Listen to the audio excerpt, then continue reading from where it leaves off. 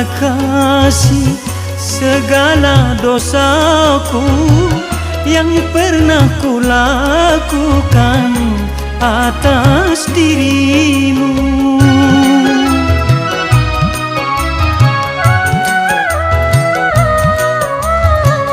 Aku menyadari semua itu demi kebahagiaan hidupmu nanti bersama dia, pilihan hatimu.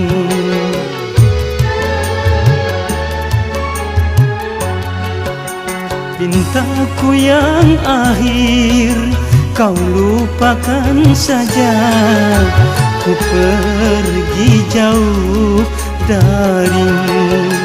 Kini